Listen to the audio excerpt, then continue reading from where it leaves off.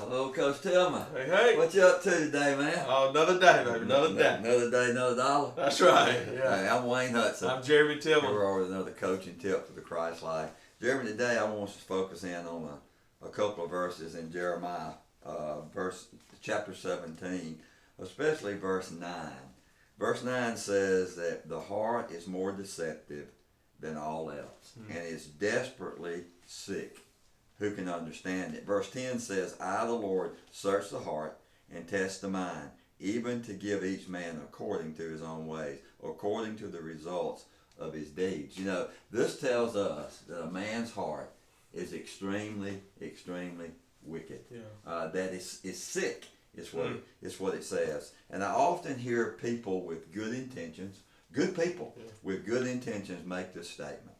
Just follow your heart. And man, every time I hear that, I do what you just did. Just kind of cringe because, our hearts are exceedingly wicked. Yeah. And that's why we need Jesus. But right. What do you think about that statement? Just follow your heart, man. Just do what your heart says. Yeah, I mean, it's may sting when we hear what I'm about to say, but that's a very selfish statement. It is. Because what we're saying in saying follow your heart, you're saying, hey, you just go and do you. You go and do what you want to do. Yeah. And just like you said, our heart, and what Jeremiah says, our heart is wicked. It is, man. It's deceptive. And when we follow our hearts, we're going to be led astray. And so it's not we need to follow our hearts. We need to follow Jesus. That's correct. I mean, that's what it's all about. Yeah. Follow Jesus, Yeah, not our heart. when you look in the New Testament and you see where Jesus walked up to these guys and he says, follow me. That's right. And I'll make you disciples of men. What we see there is a total change of heart. Total change in their desires. And matter of fact, those guys walked away from everything they had to follow Jesus.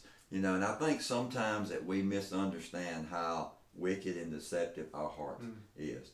And that following your heart will lead you places you don't need to go. That's right. So he goes on in that passage in Jeremiah and he says, I, the Lord, search the heart. What we need to do is we need to ask the Lord to search our heart. And we need to ask him to change our heart. And so that we can follow Jesus instead of following our heart. So the coaching tip is this, is instead of telling people to follow their heart, encourage people to follow Jesus. Yeah. Because he changes our hearts. So we encourage you today to walk with Jesus. Let Jesus be Jesus in you today. Don't follow your heart, but follow Jesus. Have a blessed day.